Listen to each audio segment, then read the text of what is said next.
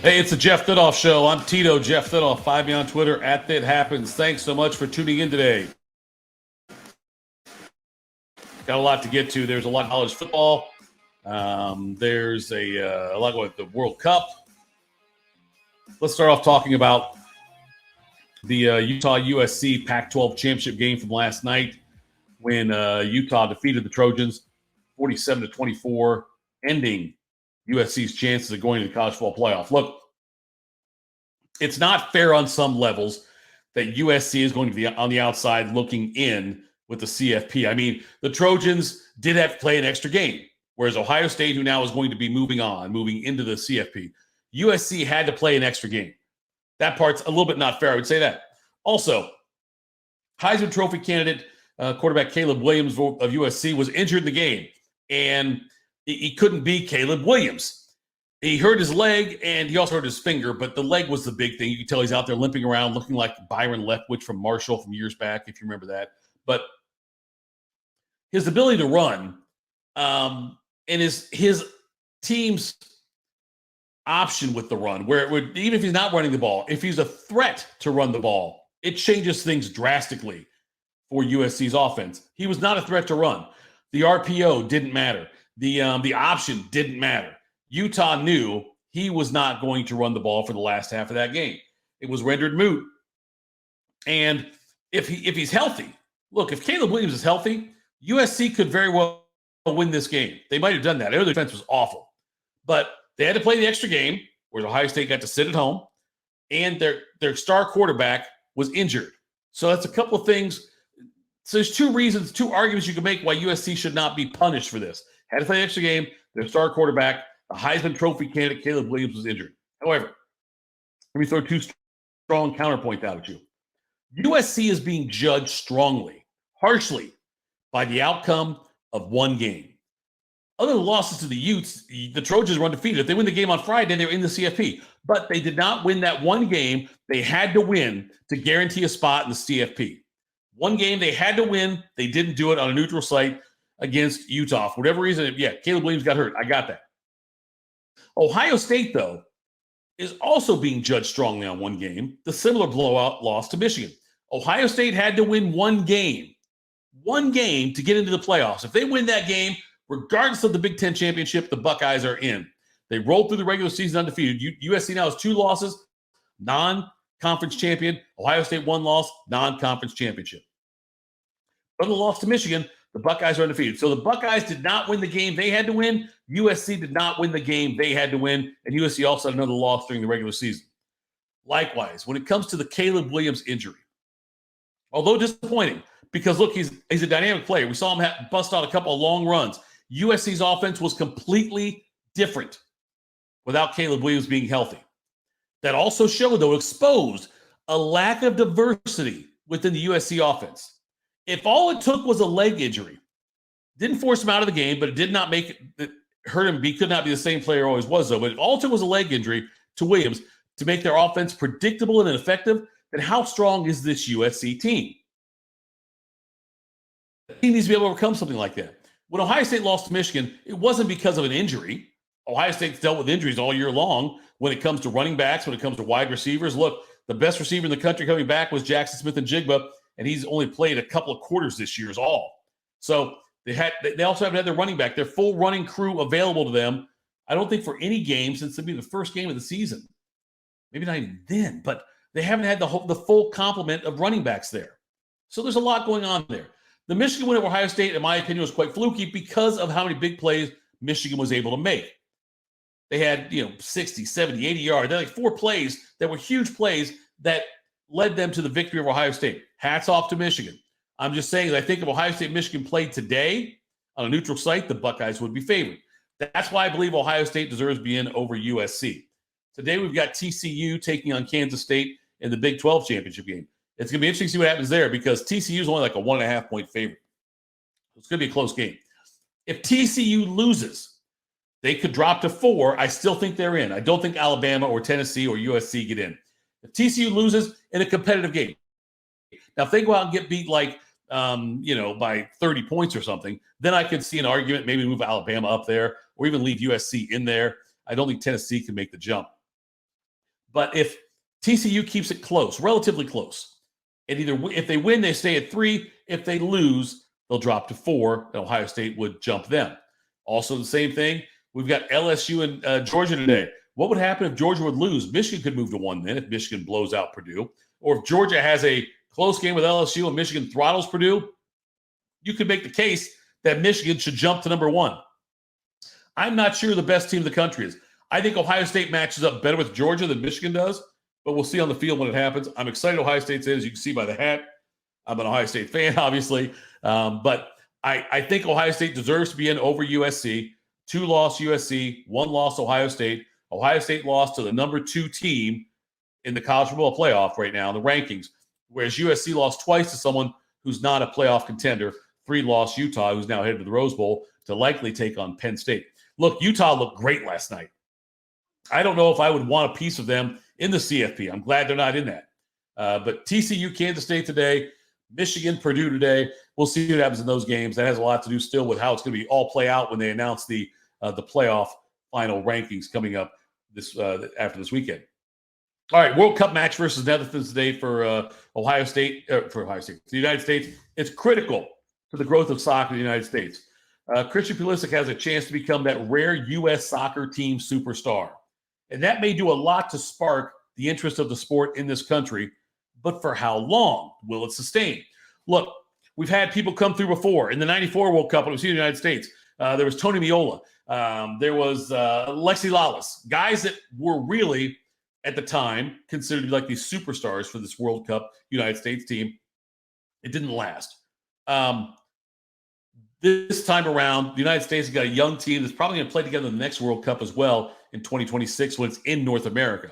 But it's an important moment now for this. A win for the United States. God, I almost said Ohio State again. The win for the United States, getting them to the quarterfinals, to the final 8 teams, would be huge for this. Here's part of the problem, though. Soccer is not conducive to the United States sports fans because there are too many differences in how we consume sports.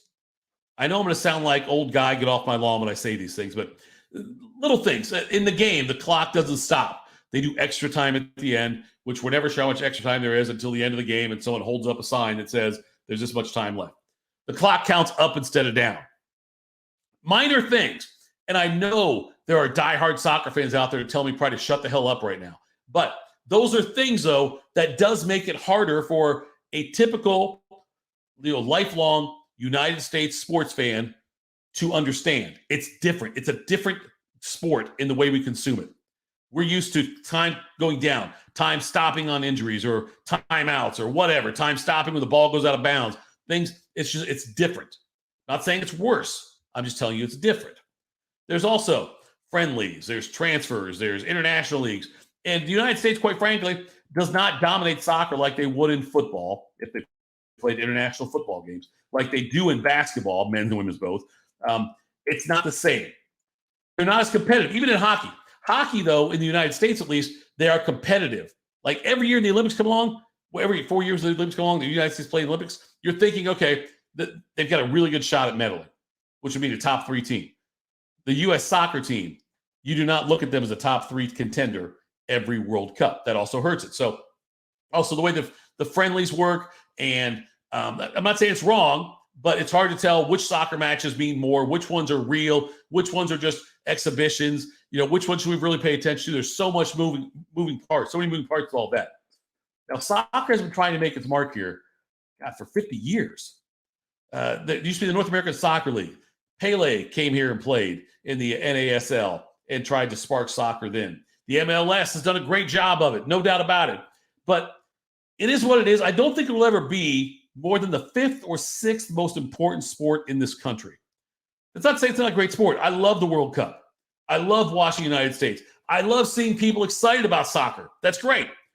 But I compare this to a company, if they wanted to come in and compete with like Coke, Pepsi, Dr. Pepper, Sprite, whatever, etc. A company coming in and trying to do that, you would have to overcome decades and decades of domination of the market from those brands in order to become mainstream. It's not easy. It might never happen.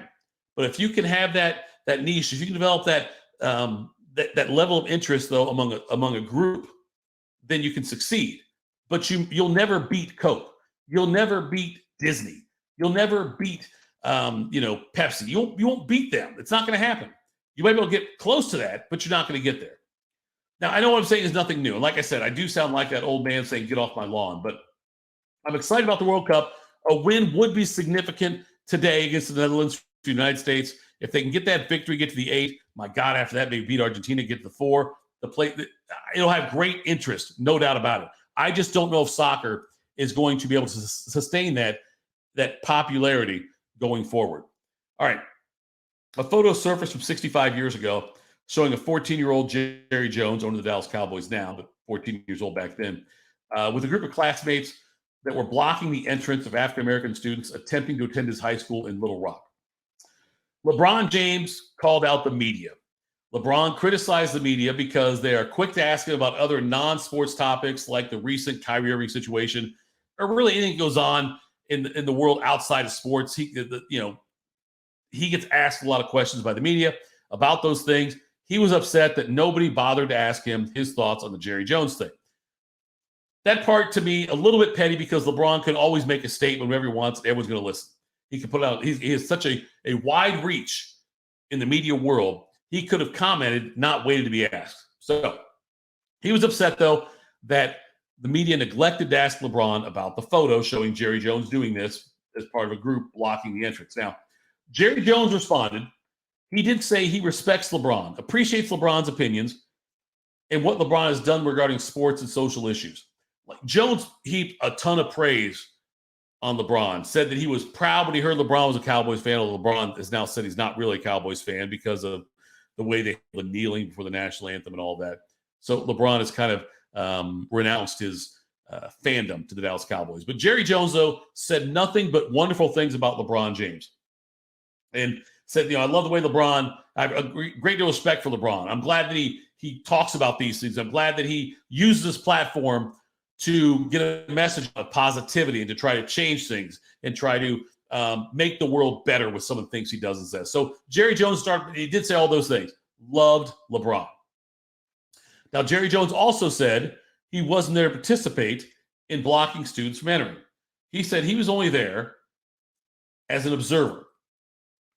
He played high school all the time, and he said that he was told by his high school coach, his teammates were told to stay away from the situation. Don't go down there. Jones said he went down there just to see what was going on.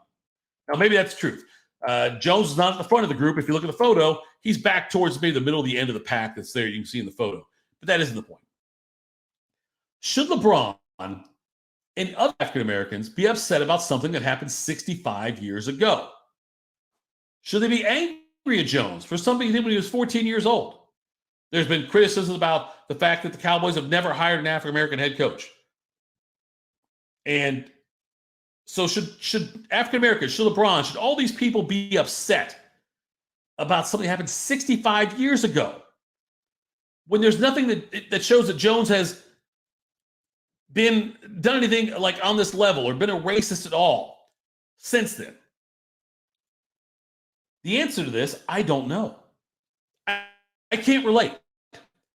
I have no idea how LeBron and others should feel about it. I cannot relate. I'm in no position to admonish James for his feelings. I haven't been in his shoes. I can't express his mother's perspective. I can't explain how his grandparents or his great-grandparents should feel about this. I have no idea. I cannot relate. I don't always agree with LeBron James. I don't agree with what he says all the time. I always appreciate, though, anyone with influence speaking up if he or she feels like something is wrong, was done wrong, and wants things to be different and better going forward. So I can't understand. I can't sit here and say, LeBron, you're right. Try to understand, though, what LeBron is feeling, what are behind his words. Anyone who is offended by this and is having a hard time with this, and there may be players that are for the Cowboys that are having a hard time with it. Maybe not. Maybe there's people that have known Jerry Jones since he was 20 and say, this is not Jerry Jones. But I can't excuse Jerry Jones' behavior. I can't say LeBron James is right or wrong. I can't say, LeBron, shut up. It was 65 years ago, because I don't know how it affects him. I don't know how it affects other people of color that may look at that and can relate some way to something happened in their lives when they were younger and get angry about it. The same way the Kyrie Irving thing. When Kyrie Irving came out and was promoting, I guess, a movie that had some anti-Jewish thoughts and questioning things about the Holocaust, I can't understand. I can't say how much that bothers me. I'm not Jewish. Now, I imagine a Jewish person would have a different perspective. If you knew somebody, if you were related to somebody in the Holocaust, and Kyrie Irving came out questioning some of the validity of the stats and the happenings around the Holocaust, a Jewish person is going to have a much different reaction than I am. I can't tell the Jewish person, look, this is a long time ago. Let it go. The same way I can't tell LeBron, hey, this incident was a long time ago. Let it go. Because I'm not in their shoes. I am very open, though, and welcome any conversations about things that can make the world better and bring us closer together.